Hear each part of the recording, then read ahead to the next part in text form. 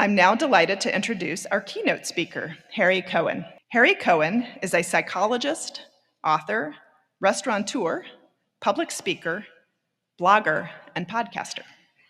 He graduated from Cornell University with a BS in psychology and received both his MSW and a joint PhD in psychology and social work from the U of M. He worked in clinical practice for a decade until he shifted his focus to corporate training and executive coaching. His 2015 TEDx talk on heliotropic leadership, which focuses on the benefits of compassion, gratitude, and forgiveness, inspired his book, Be the Sun, Not the Salt.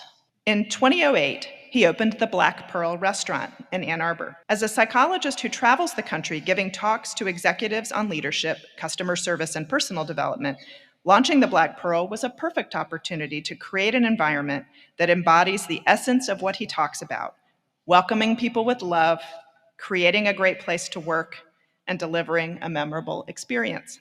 In 2020, he became the founding board chair of Friends of the Children, an organization dedicated to breaking the cycle of poverty for children born with the deck stacked against them. Please join me in welcoming our keynote speaker, Harry Cohen.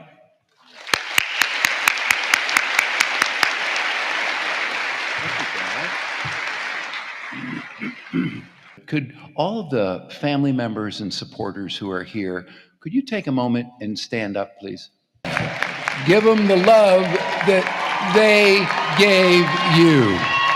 Sorry to make you stand, not sorry. None of us do this alone. We do it with the people around us.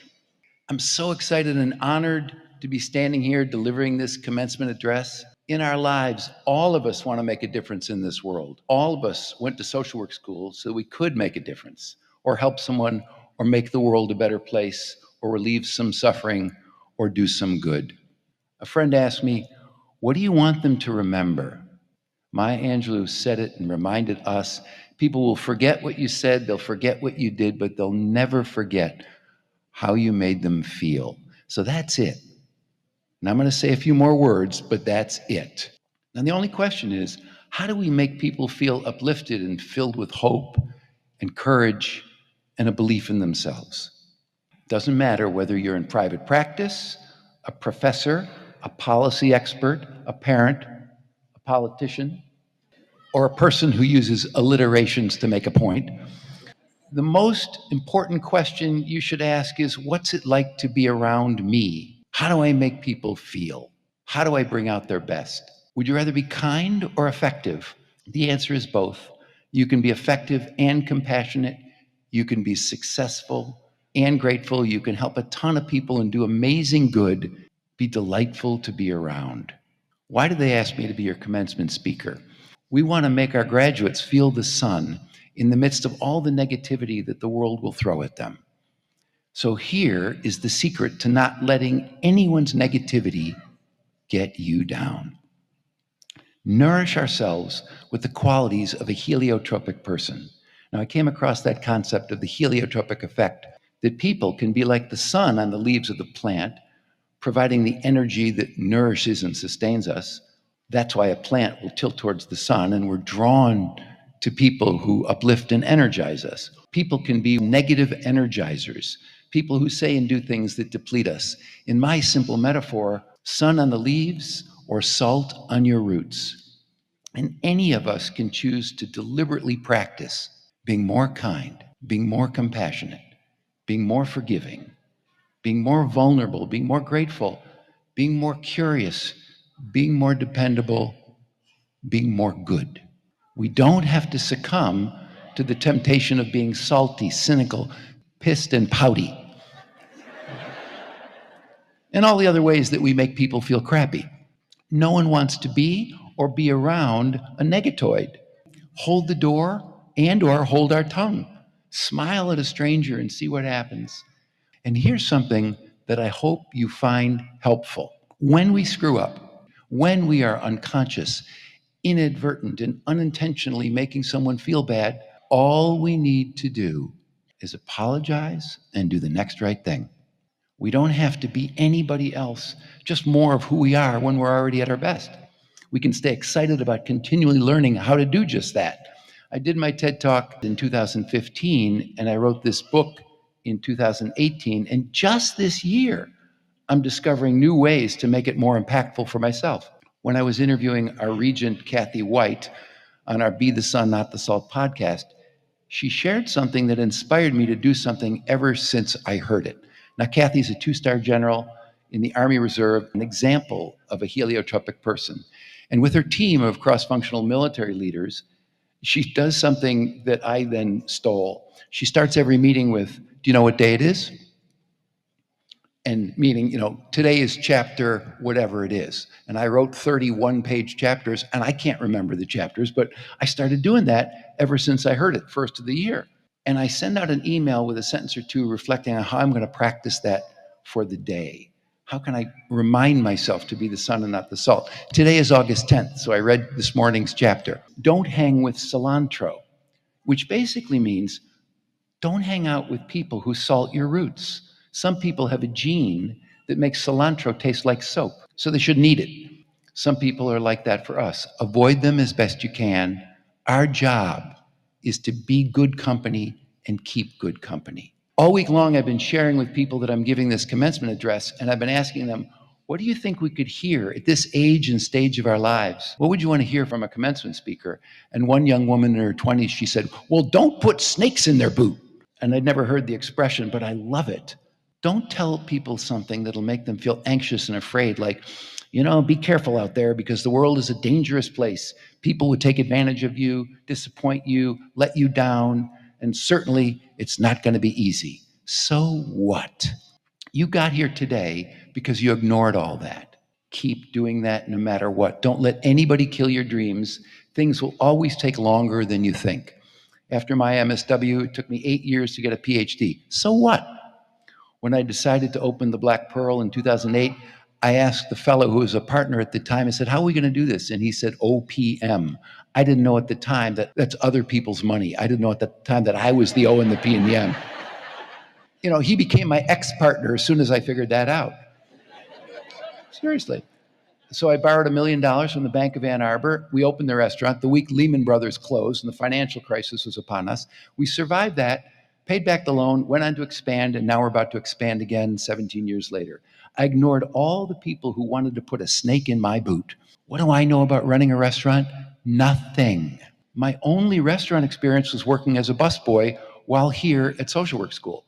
I'd been a family therapist and then an executive coach, and to some really wonderful, successful people who ran successful organizations, large and small. And what they showed me, the responsibility of leadership and ownership, is to create and maintain a culture that treats everyone with respect. And I'm very proud of how we survived all kinds of challenges and are still going strong. But what I'm most proud of is how we've created an amazingly positive and nurturing environment for hundreds of employees through all these years. So what's the takeaway for you?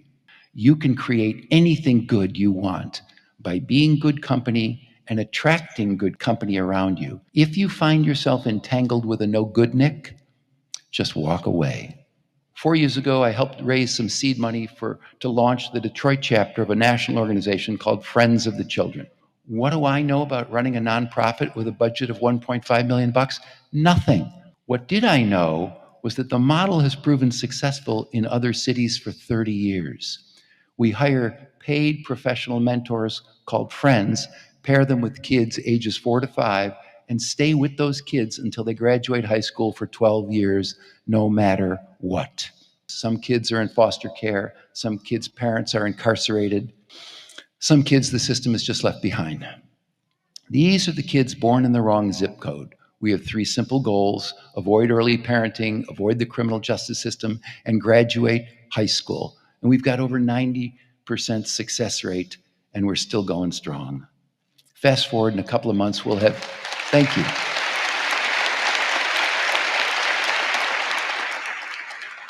I hope I'm around in 9 years when our first cohort graduates high school. The model works because it's based on the same principle. Every one of our mentors, every one of those kids is the sun for those young people. What's the takeaway for you? Find somebody who's doing something good and join them. Remember who you are. You already know this about yourself. You have a massive heart or you wouldn't have chosen this profession. You'll learn a ton of things in your life, but you don't need to know what's next. I certainly didn't, and I still don't. You'll figure it out. Your beautiful nature will guide you.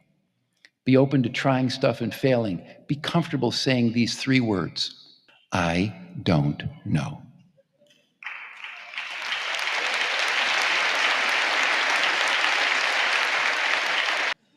Be open to exploring and experimenting and exfoliating. Here's a good one. Put this in your toolbox. When you go through difficult times and painful times, and you will, do it with the people in your life who you can share that pain with.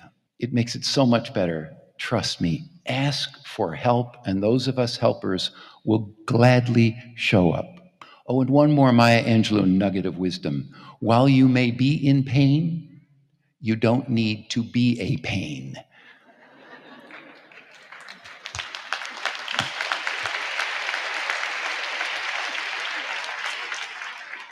You can be good company even when you are sad. Just be brave and vulnerable enough to tell someone. In some of my darkest days, I've had people I could be with, I could cry with, I could laugh with. Right after I published this book, I was at the U of M hospital. I walked in and I asked the receptionist, is Dr. So-and-so here? And she looked at me and she said, is this for a medical appointment? It's a hospital. I said, yes, it is. She asked me a few more questions, asked me my name, asked me the name of the doctor, and kept looking down and said, I'm sorry, I'm not sure he's here in this hospital. And each time she asked me a question, I got more and more irritated. So I turned and walked away, and I called my primary care physician. I said, Dr. J, is it the U? He goes, no, it's at St. Joe's. Oh, okay. I was in the wrong hospital. I walked outside, and I'm getting my car, and I just written this book, and so one of the chapters is apologize well. So I walked back in and I said to the woman, the receptionist, I said, listen, I want to apologize for being rude and disrespectful to you. I'm anxious about this appointment, but that's no reason for me to be unkind to you. And she looked at me and her face softened and she said, thank you. Good luck with your appointment. Yesterday, I got a clean bill of health for bladder cancer. It's been 3 years. So here's the takeaway. The more we are the sun and not the salt, the better for everybody. May our paths cross in some way, shape, or form, perhaps as a customer, a colleague, a podcast guest, a donor, or a mentor. If we do meet again, let me know that the seeds that I shared here today landed on fertile soil. I'd love to know. An amazing woman who wrote the foreword to this book gave me this framed quote many years ago, and it has served as a guiding mantra for me, and I hope it helps you too. It's the kit and the caboodle. John Wesley was a theologian who lived to be 88 in 1791, so it seems to have worked out well for him. Do all the good you can, by all the means you can, in all the ways you can, in all the places you can, at all the times you can, to all the people you can, as long as ever you can. Here's mine. I'm 69. Leave people with an afterglow, not an aftertaste. Thank you.